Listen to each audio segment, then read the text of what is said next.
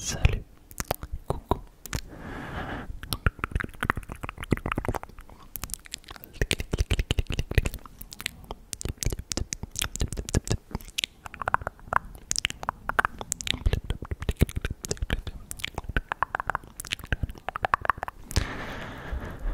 Bonsoir et bienvenue dans cette nouvelle vidéo ASMR. Dans cette vidéo, nous parlerons du passage de la 3e à la 4e République ainsi que du passage de la 4e à la 5e République française, bien évidemment. On n'est pas loin des 40 000 abonnés. Je vais faire une FAQ pour les 50 000 abonnés, alors je te propose de mettre en commentaire toutes les questions que tu as. Voilà, pour la FAQ. Merci beaucoup. Et on va éviter les doublons, donc regarde si la question n'a pas déjà été posée. On va s'occuper de poser les questions uniquement dans cette vidéo. Ok, comme ça je charge pas 15 endroits, plus simple pour moi. Nickel. Allez, let's go, let's go, let's go, let's go, let's go, let's go, let's go. Tu vas commencer par te détendre.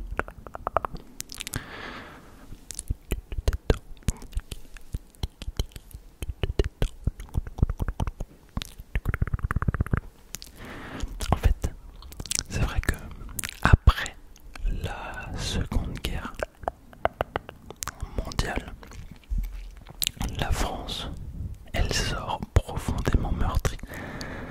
C'est pas comme toutes ces vidéos que tu vois que sort le gouvernement avec de l'intelligence artificielle où les gens sont tous sourires. Non, pas du tout. Le pays, il est en ruine, hein. Son économie, elle est affaiblie et son territoire, il est partiellement détruit. Ces institutions sont aussi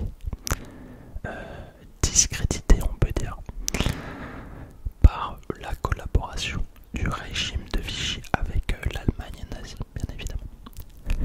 Donc là, il faut tout reconstruire. Aussi bien matériellement qu'économiquement, et j'allais dire que politiquement. On pourrait même ajouter moralement. Il faut reconstruire une morale.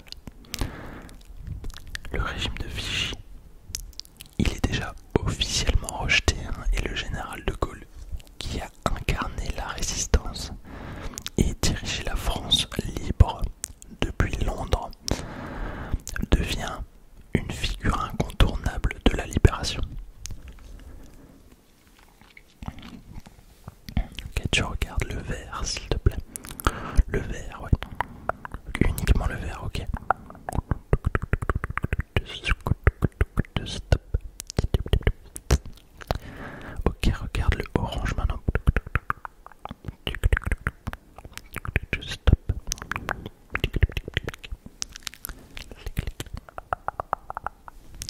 Ok, très bien.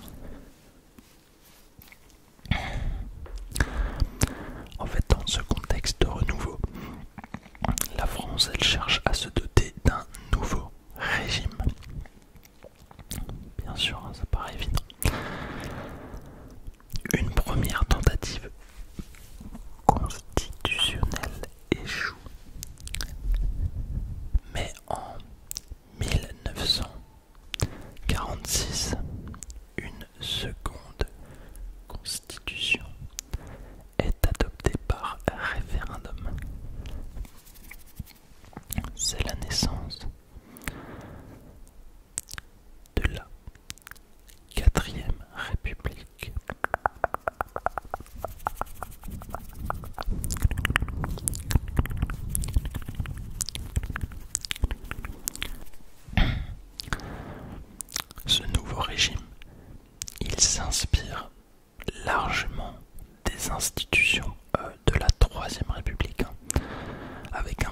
législatif fort et un pouvoir exécutif affaibli.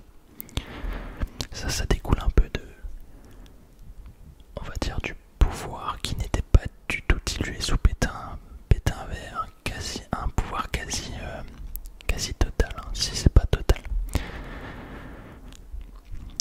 Comme sous la Troisième République, le Parlement est au centre du jeu politique.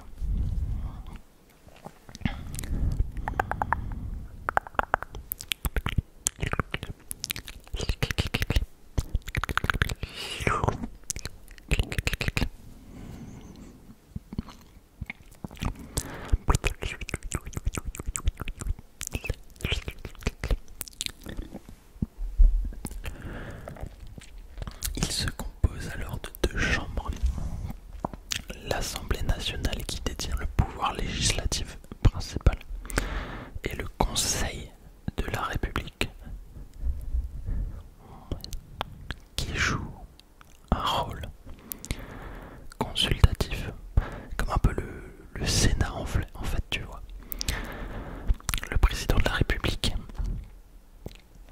il est élu par le Parlement et il a un rôle principalement honorifique et symbolique. Ouais, c'est fou, c'est incroyable. Comme ça a changé les choses depuis. Et en fait, c'est le président du Conseil, donc l'équivalent du Premier ministre actuel, qui exerce la réalité du pouvoir exécutif en dirigeant le gouvernement, tu vois. Par contre, il est quand même soumis à une instabilité chronique. Parce qu'il ne peut gouverner que s'il bénéficie d'une majorité parlementaire qui est souvent fragmentée, divisée. Donc, ça entraîne des changements de gouvernement très fréquents.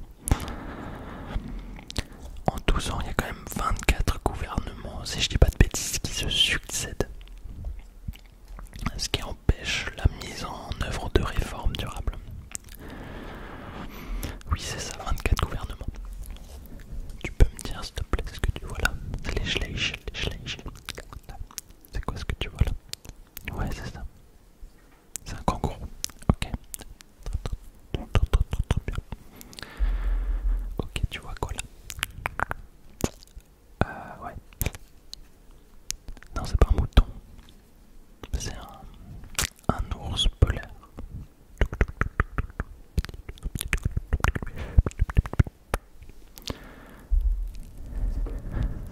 Allez. Tu vois quoi là?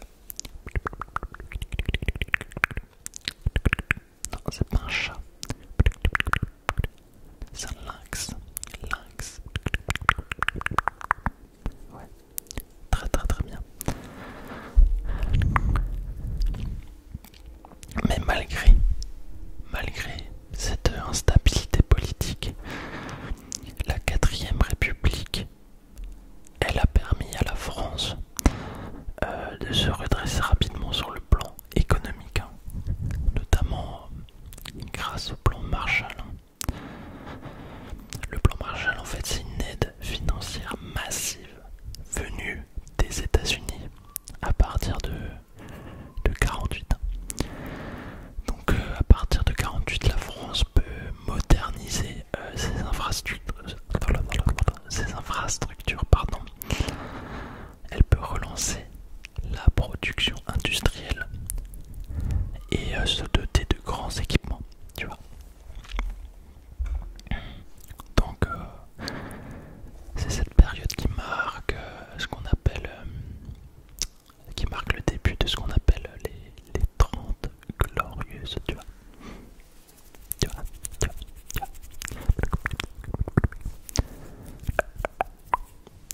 C'est une phase, les 30 glorieuses, c'est une phase de forte croissance économique, hein, entre 45 et 73. Et l'État joue un rôle majeur dans ce redressement nationalisant certains secteurs stratégiques. On a par exemple la création d'EDF-GDF pour l'énergie. On a Air France pour le transport aérien. Et on a un renforcement de la SNCF pour le rail.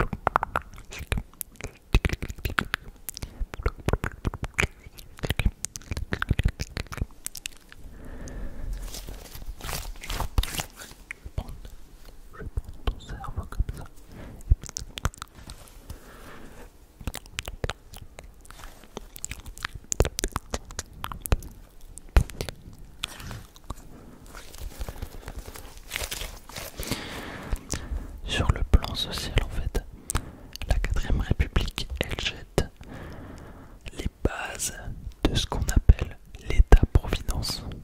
L'État-providence. En 1945, la sécurité sociale est instaurée pour garantir l'accès aux soins, verser des allocations familiales et assurer un revenu aux retraités et aux personnes malades. Déjà en 1945.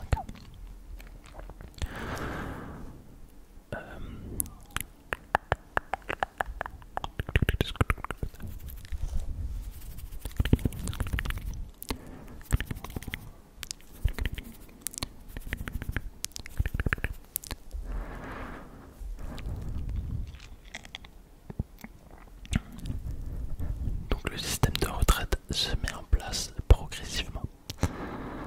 Et l'école républicaine est développée avec un accès plus large à l'éducation pour tous les enfants. Tous les enfants. Mais malgré ces avancées, le régime reste profondément fragilisé par son instabilité chronique et son incapacité à gérer certaines crises majeures, notamment les conflits coloniaux.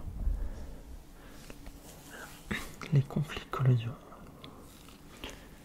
C'est vrai que la France, c'est une puissance coloniale à cette époque, tu vois. C'est une puissance coloniale. Mais son empire est contesté.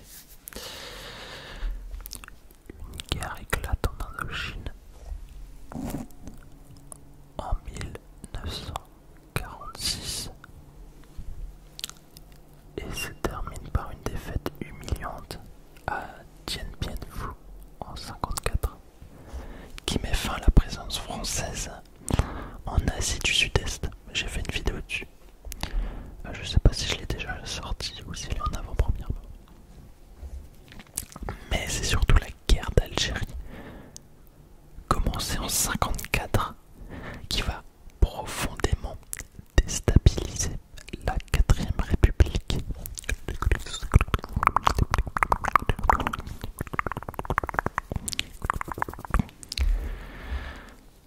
Bon, tu peux me dire ce que c'est ça? Là, reste concentré. Ça c'est quoi? Ouais. Peut-être un cours de SVT en même temps, tu sais. Enfin, je sais plus si ça s'appelle SVT, je crois que c'est un autre nom maintenant. Ouais, c'est un paresseux. Très bien. Et plus dur maintenant, beaucoup plus dur. Ça c'est quoi? Non, c'est pas une étoile de mer. Non, comme ça. Ouais, c'est un ornithorynque. Ça c'est trop un animal bizarre. Parce qu'il a un bec et des palmes. Alors qu'il a une fourrure, c'est trop chelou. Mais bon, on dirait un Pokémon. Ok, ça c'est quoi? Là. Ouais. Yes, c'est un vautour. C'est un petit vautour, tu vois.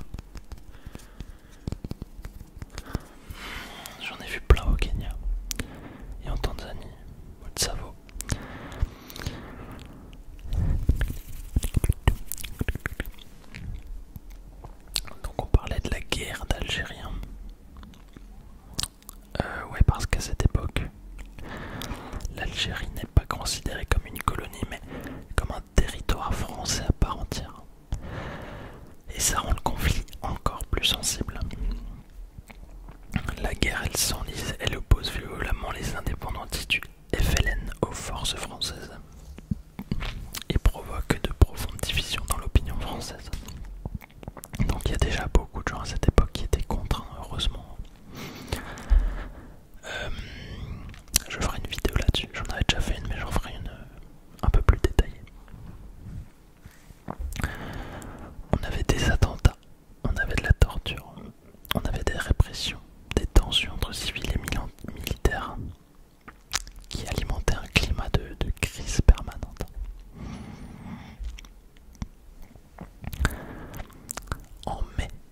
En mai 1958, la situation, elle devient explosive. On a un soulèvement militaire en Algérie qui menace de provoquer un coup d'État. Et les institutions républicaines semblent incapables de réagir. Et pour éviter une guerre civile, les parlementaires font appel à Charles de Gaulle, considéré comme le seul homme capable de restaurer l'ordre. Il accepte de revenir au pouvoir, mais pose une condition, une réforme profonde des institutions.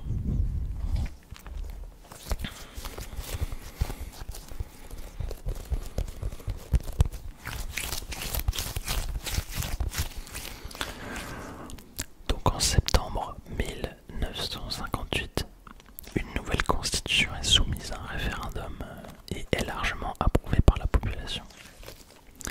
C'est la naissance de la 5e République qui entre en vigueur en octobre 1958. Et ce nouveau régime, il change profondément l'équilibre des pouvoirs. Le pouvoir exécutif est renforcé, et en particulier le rôle du président de la République.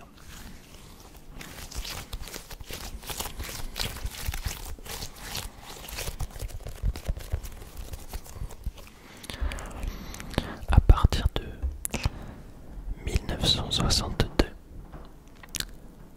le président est élu au suffrage universel direct, ce qui accroît sa légitimité. Bon, tu vas me dire, ça n'a pas l'air de poser problème pour les Américains. Des problèmes de légitimité, donc peut-être que pour les Français c'est effectivement différent. Donc le président de la République devient, avec cette 4e République, la figure centrale du régime. Il nomme le Premier ministre, peut dissoudre l'Assemblée nationale et peut déjà recourir au 49.3 pour faire adopter une loi sans vote, ou même à l'article 16 pour obtenir les pleins pouvoirs en cas de crise grave.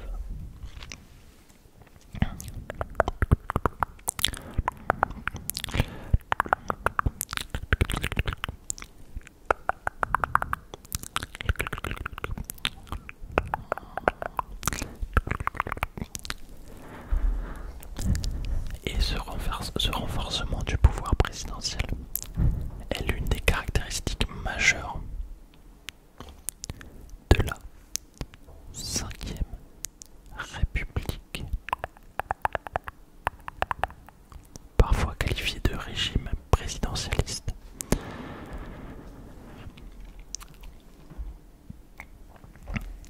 Et on va un peu parler des différents présidents qu'il y avait. Je trouve pour la culture générale c'est intéressant.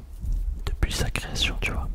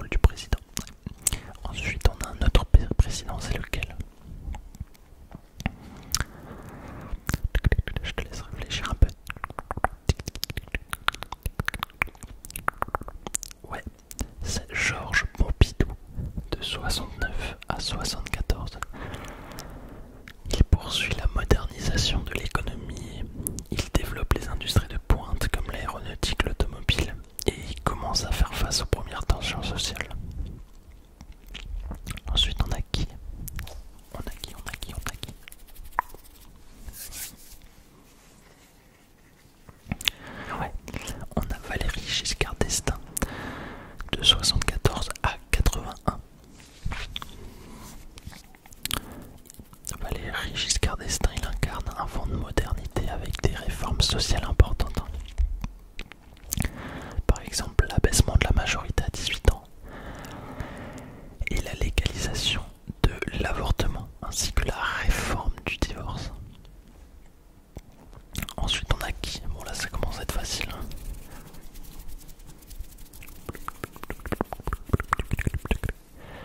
On a François Mitterrand, de 81 à 95.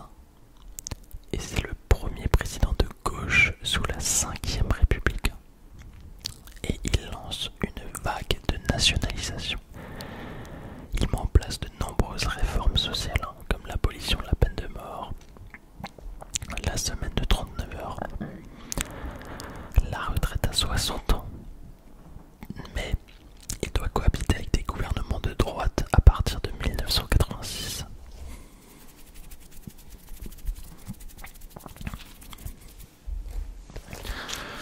Ensuite, on a qui? Bon, normalement, t'es né déjà à cette époque, donc tu devrais savoir. Enfin, sauf si t'avais 3 ans, quoi. Ouais, on a Jacques Chirac. Et effectivement, entre 95 et 2007, moi je l'ai bien connu par exemple, je m'en souviens pendant mon enfance. Alors lui, qu'est-ce qu'il va faire d'assez particulier? Il va s'opposer à la guerre en Irak. Et ça, les Américains l'ont encore en travers de la gorge. Il lance des réformes institutionnelles comme le passage au quinquennat en 2000. Et ça réduit le mandat présidentiel de 7 à 5 ans pour renforcer la cohérence entre présidentielle et législative, tu vois. Ensuite, on a eu qui? Ouais, bon là c'est facile. Nicolas Sarkozy. Ouais. Après on a eu François Hollande. Après on a eu Emmanuel Macron. Et là c'est à suivre après ça. On verra. Mais en tout cas, la stabilité politique, c'est l'un des grands atouts de la 5ème République. Enfin, sauf les derniers temps, tu vas me dire. Ouais. Mais c'est vrai que contrairement à la 4ème République, tu vois, les gouvernements sont quand même beaucoup plus durables. Les institutions résistent quand même mieux aux crises et la continuité de l'État est assurée. Mais c'est vrai que cette stabilité s'accompagne parfois d'une critique. Le pouvoir présidentiel est parfois jugé trop fort, au détriment du Parlement. Il y en a certains qui dénoncent un déséquilibre entre les pouvoirs et réclament une évolution vers un régime plus parlementaire.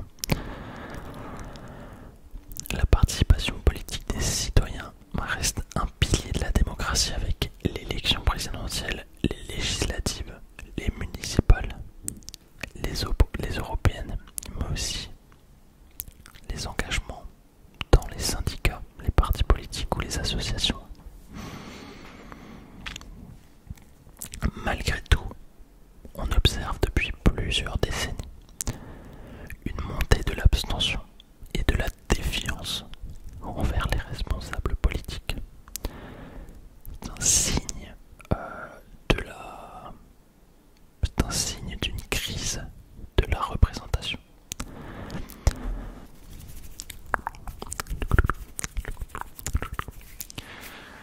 Merci beaucoup pour cette vidéo. N'oublie pas de poser les questions en commentaire pour la FAQ. Je la ferai un petit peu avant, donc je pense que je vous laisse